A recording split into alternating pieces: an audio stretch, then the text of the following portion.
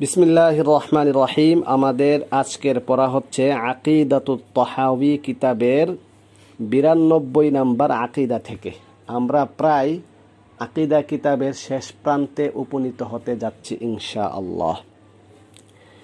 ওয়ায়ামলিকু কুল্লা শাইইন ওয়ালা ইয়ামলিকুহু শাইউন ওয়ালা গিনান আনিল্লাহি তাআলা তারফাতা আইনিন ওয়ামান ইস্তাগনা আনিল্লাহি তারফাতা আইনিন ফাকাদ কাফারা ওয়াকানা মিন আহলিল হাইনি। ওয়ায়ামলিকু কুল্লা শাই, প্রতিটি বস্তু কণার মালিক কে? আল্লাহ তাআলা। খুব খেয়াল করো, প্রতিটি বস্তু কণার প্রতিটি জিনিস, প্রতিটি বস্তু, ছোট্ট থেকে ছোট্ট বস্তু কণা মানে পদার্থের সর্বশেষ অংশটাকে বলা হয় বস্তু কণা। বস্তু কণা কিন্তু একটা পরিভাষা, বুঝছো? বস্তু কণা একটা পদার্থকে ভাঙতে সর্বশেষ যে জায়গাটা যায়, হ্যাঁ, যেটা দৃশ্যমান থাকে এটা বস্তু, অদৃশ্য হয়ে গেলে এটা বস্তু বলা যায় না। ওইটাকে তারা বলছে, বিজ্ঞান বলছে এটা আলোর কণা। কিসের কণা? আলোর কণা। একটা পদার্থকে যত ভাঙা হবে পদার্থের শক্তি তত বৃদ্ধি পাবে, তত দ্রুততম শক্তি সম্পন্ন হয়ে যাবে। এই জন্য তো পারমাণবিক বোমা এত শক্তিশালী বোমা, ধ্বংসাত্মক বোমা হয়েছে কেন? ওইটাকে এরকম পরমাণু, বুঝছো? বস্তুকে, এটা কিন্তু একটা স্বাভাবিক নীতি, সূত্রটা কি? বস্তুকে যত ভাঙ্গা হবে তার শক্তি তত বৃদ্ধি পাবে। অতএব মানুষের মস্তিষ্ক, মানুষের নফসকে যতই ভাঙ্গা হবে, হৃদয়ের ভাঙ্গন, দুর্বলতা ততই প্রকাশ পাবে। সেখান থেকে সুপ্ত গুপ্ত শক্তি, আত্মিক শক্তি প্রকাশিত হবে। হচ্ছে এই জন্য তাওয়াজু, হৃদয়ের ভাঙ্গন, তাওয়াজু, মুতাওয়াজি জিদ্দান ফি গায়াতি তাওয়াজু। নিজের চূড়ান্ত পর্যায়ের দুর্বলতা আর চূড়ান্ত পর্যায়ের নিঃস্বতাবোধ নিয়ে আল্লাহকে সেজদা করা। আমরা শক্তি শূন্য, আমাদের কোনো শক্তি নেই। লা হাওলা ওয়ালা কুওয়াতা ইল্লা বিল্লাহ। অস্তিত্বহীনতার অনুভূতি, শক্তি শূন্যতার অনুভূতি, ক্ষমতা শূন্য। আমার নিজের মস্তিষ্কের কোনো দাবি থাকতে পারে না, নায়ের অনুভূতি লালন, এটাই হচ্ছে ঈমান। শক্তি শূন্যতার অনুভূতি ধারণ করা, শক্তি শূন্যতার অনুভূতি লালন করাটাই হচ্ছে ঈমানের বাস্তবতা। বুঝছো? তাহলে অস্তিত্বের মধ্যে যে গুপ্ত প্রবৃত্তি, যে শক্তিটা, সেটাকে ভেঙে দিতে হবে। দৃষ্টি, মস্তিষ্ক কেন্দ্রিক দৃষ্টিকে ভেঙে দিতে পারলে হৃদয়ের দৃষ্টিভঙ্গি উদ্ভাসিত হবে, প্রকাশিত হবে, বিকশিত হবে, প্রাপ্ত শিক্ষা বিকশিত হয়ে যাবে। তাজকিয়াতুন নফস মানে এটাই, মস্তিষ্ক কেন্দ্রিক দাবিকে ভেঙে দেওয়া, এটাই তাজকিয়া। মস্তিষ্ক কেন্দ্রিক দাবিজনিত যে অপবিত্রতা, সেটাকে পরিষ্কার পরিচ্ছন্ন করার নামই হচ্ছে তাজকিয়া, আত্মশুদ্ধি। তাহলে 92 নম্বর আকীদা হচ্ছে যে প্রতিটি বস্তুর একমাত্র মালিক কে? আল্লাহ তাআলা। তো মালিক, এটা মিলকুন থেকে, মিলকুন মালিকানা দুই প্রকার। একটা হচ্ছে সত্তাগত মালিকানা, প্রকৃত পক্ষে মালিকানা, আর একটা হচ্ছে ব্যবহারিক প্রেক্ষাপটে মালিকানা। আমরা যে এটা আমাদের আকীদাকে শুদ্ধ করতে হবে, যে তোমার টুপিটা কার? আমার। তোমার মানে তোমার কি? আবার তুমি তো আল্লাহ। ইন্না লিল্লাহি ওয়া ইন্না ইলাইহি রাজিউন। নিশ্চয়ই আমরা কার? আমি যদি আল্লাহর হই, তাহলে আমার কামাইয়ের বস্তুটাকে আমার হবে না আল্লাহর হবে? তো তুমি যে বলছো টুপিটা আমার মানে কি? ব্যবহারিক প্রেক্ষাপটে আমার হলেও প্রকৃত সত্তাগত মালিকানা, মিলকে হাকিকি কার? আল্লাহ তাআলার। ওয়ায়ামলিকু কুল্লা শাইইন, তুমি যা ব্যবহার করছো, তোমার অধীনে যা আছে, তোমার অধিকারে যা আছে, অধিকার বহির্ভূত যা আছে, সব কিছুর মালিককে? আল্লাহ। খুব খেয়াল করো, আমার অধিকার ভুক্ত, আমার অধিকার বহির্ভূত, ব্যবহারিক প্রেক্ষাপটে আমার অধিকার, আবার ব্যবহারিক ছাড়া আমার অর্জিত অধিকার, আবার অর্জন ছাড়া অধিকার। পৃথিবীর প্রতিটি মানুষ, প্রতিটি বস্তুকণা সূর্যের আলো গ্রহণ করছে। তাহলে সূর্যের আলো গ্রহণ করার যে অধিকার আল্লাহ তাআলা আমাকে দিয়েছেন, অক্সিজেন ব্যবহার করার অধিকার আল্লাহ তাআলা আমাকে দিয়েছেন, তোমাকেও দিয়েছেন। প্রতিটি মানুষকে সমভাবে, সমপরিমাণভাবে অধিকার দিয়েছেন। বুঝছো? তুমি কুতুবখানাতে ক্লাস করার অধিকার পেয়েছো, কেন? এই মাদ্রাসার ছাত্র হওয়ার কারণে সাময়িক অধিকার তোমাকে দেওয়া হয়েছে। কাফিয়ার জামাতের ছেলেরা এখানে এসে ক্লাস করতে পারবে না, শুধু জালালাইন জামাতের ছাত্ররাই ক্লাস করতে পারবে। কিন্তু তোমাদেরকে একটা অধিকার প্রতিষ্ঠানের পক্ষ থেকে সেটা দেওয়া হয়েছে নির্ধারিত শর্ত সাপেক্ষে। যেই দিন তুমি ছাত্র থাকবে না বা এই মাদ্রাসা থেকে চলে যাবে, সেই দিন আর তোমার এখানে অধিকার থাকবে না। ঠিক তেমনিভাবে পৃথিবী থেকে যেদিন আমরা বিদায় নিব, যেদিন আমরা না ফেরার দেশে চলে যাব, যেদিন আমাদের মৃত্যু হবে, সেদিন আমাদের পৃথিবীর আর কোনো বস্তু গ্রহণ করার অধিকার আর থাকবে? তখন আমার তোমার মোবাইল, আমার তোমার পাঞ্জাবি, কাপড় চোপড়, কিতাবাদি যেগুলো আছে, এই সবগুলো কে নিবে? এই সবগুলো তো আল্লাহর। তো আল্লাহ যাকে দিবে সে নিবে। তো আল্লাহ কাকে দিবে? তো ইলমুল ফারাইজ পড়ো, আল্লাহ কাকে দিবে? ফারাইজের মধ্যে আল্লাহ তাআলা নির্ধারণ করে দিয়েছেন, তোমার ছেলে থাকলে সে কতটুকু পাবে, তোমার মেয়ে থাকলে কতটুকু পাবে, ছেলে মেয়ে না থাকলে কে পাবে, কতটুকু পাবে, কখন পাবে, কিভাবে পাবে, সব পদ্ধতি আল্লাহ তাআলা বর্ণনা করে দিয়েছেন। যেহেতু আল্লাহ তাআলা, যেহেতু প্রতিটি বস্তু করার মালিক আল্লাহ তাআলা, সেহেতু আল্লাহ তাআলার বিধান, আল্লাহ তাআলার সার্বভৌমত্ব, আল্লাহ তাআলার কর্তৃত্ব আর ক্ষমতা, পাওয়ার চলবে আল্লাহ তাআলার। এই কথা বুঝছো? আলা আলাহুল মুলকু আলা আলাহুল খালকু ওয়াল আমরু। সৃষ্টি যার, বিধান কার চলবে? আল্লাহ তাআলার চলবে। وَيَمْلِكُ كُلَّ شَيْءٍ وَلَا يَمْلِكُهُ شَيْءٌ وَلَا غِنًى عَنِ اللَّهِ تَعَالَى طَرْفَةَ عَيْنٍ। আল্লাহ তাআলা প্রতিটি জিনিসের মালিক, কিন্তু আল্লাহ তাআলার মালিক কেউ না। ওয়ালা ইয়ামলিকুহু শাইউন ওয়ালা গিনান আনিল্লাহ তরফাত আইন। কোনো মানুষ, কোনো জিনিস, বস্তু আল্লাহ তাআলা থেকে অমুখাপেক্ষী হতে পারে না।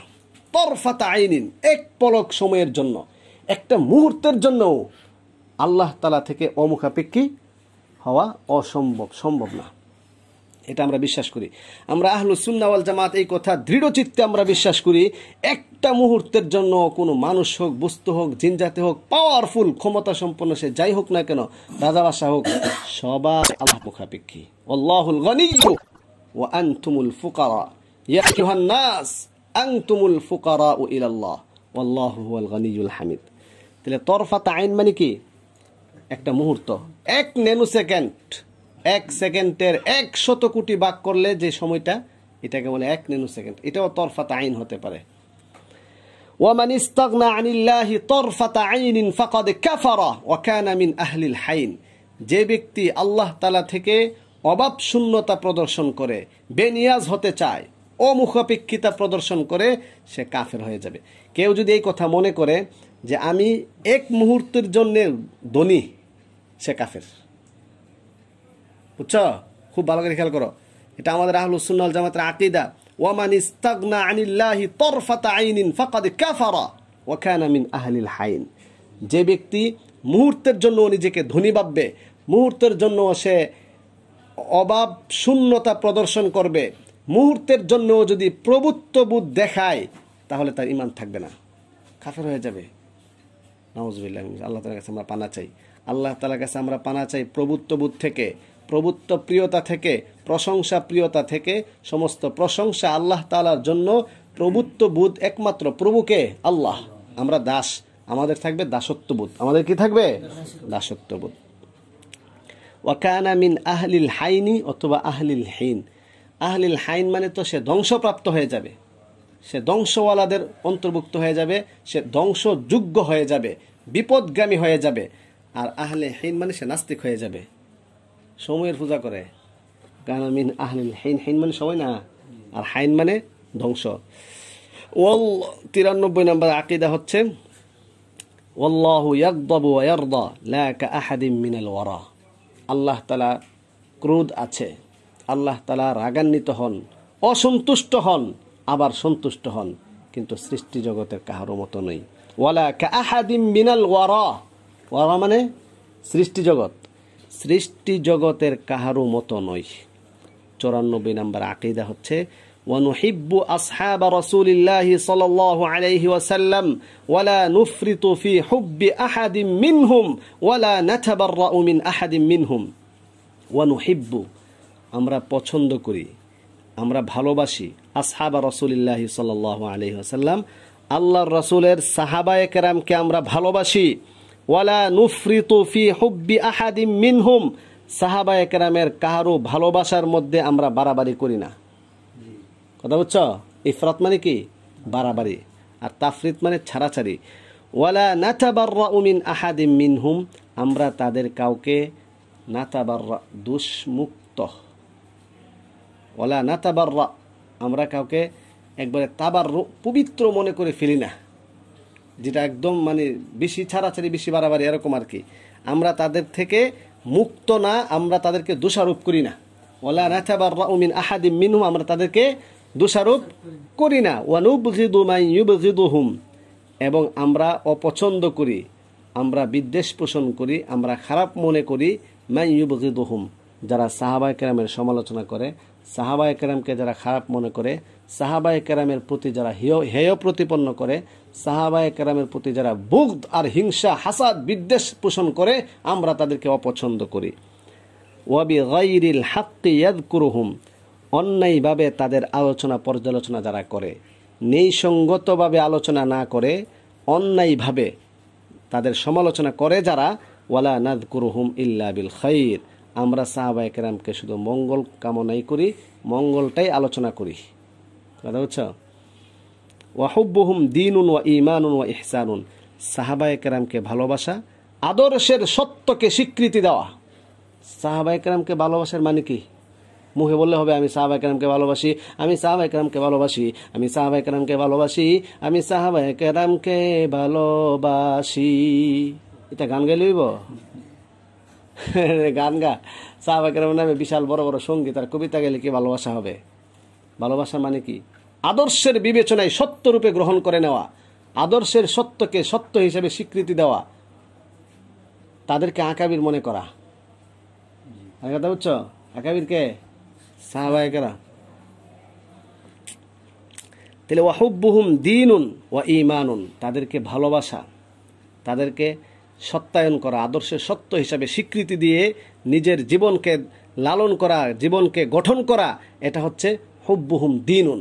তাদের ভালোবাসা আমাদের দিন, আমাদের ধর্ম, আমাদের ঈমান, আমাদের ইহসান, এটা আমাদের ইহসান।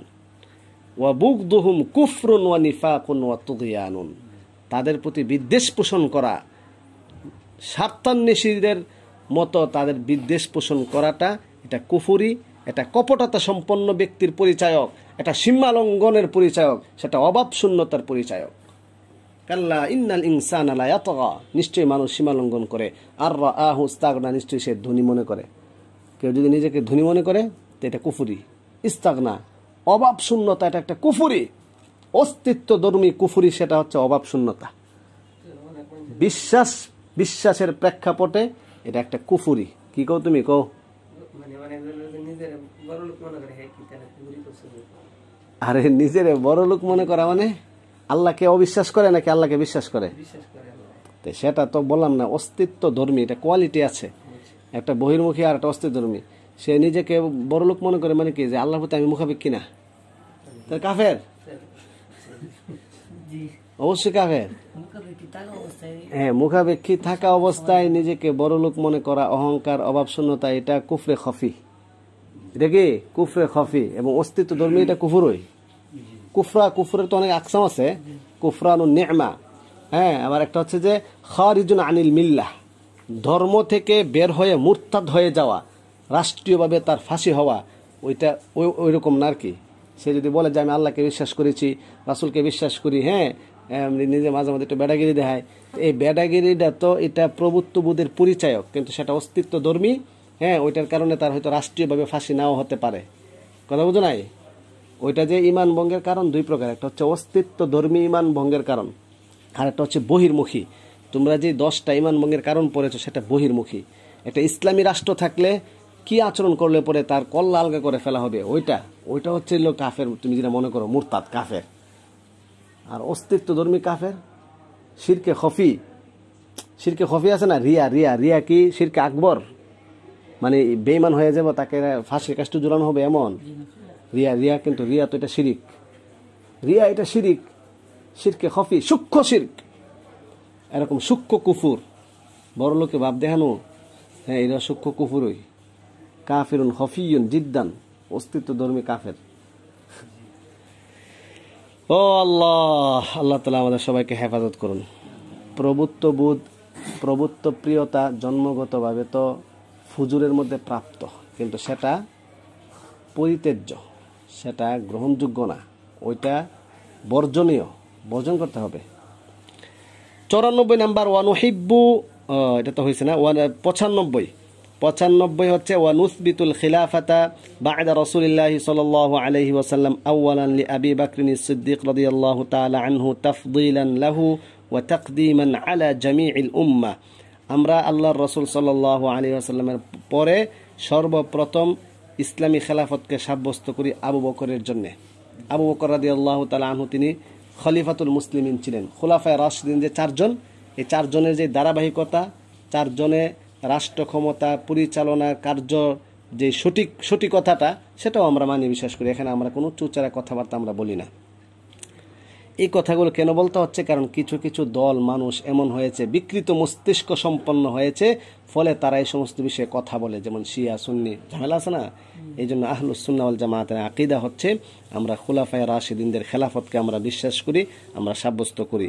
প্রথমে আবু বকর রাদিয়াল্লাহু তাআলা আনহু তাফদীলান লাহু ওয়া তাকদীমান আলা জামিইল উম্মাহ, সমস্ত উম্মতের উপরে শ্রেষ্ঠত্ব এবং প্রথম খলিফা হিসেবে আমরা জানি, বিশ্বাস করি। সুম্মা লি উমর ইবনুল খাত্তাব রাদিয়াল্লাহু তাআলা আনহু, সুম্মা লি উসমান রাদিয়াল্লাহু তাআলা আনহু, সুম্মা লি আলী ইবনে আবি তালিব রাদিয়াল্লাহু তাআলা আনহু ওয়া হুমুল খুলাফাউর রাশিদুন। ওনারাই হচ্ছে সুপ্রপ্রাপ্ত সঠিক খলিফা, বিশুদ্ধ এবং পবিত্রতা সম্পন্ন খলিফা, যারা রবের পরিচয় প্রাপ্ত হয়ে সম্পন্ন প্রাপ্ত শিক্ষা বিকশিত সম্পন্ন খলিফাতুল মুসলিমিন যারা ছিলেন, ওনারা হচ্ছেন খুলাফা আর রাশিদুন ওয়াল আইম্মাতুল মাহদিয়ুন, সুপথ প্রাপ্ত নেতৃবৃন্দ, সুপথ প্রাপ্ত নেতৃবৃন্দ, আল আইম্মাতুল মাহদিয়ুন।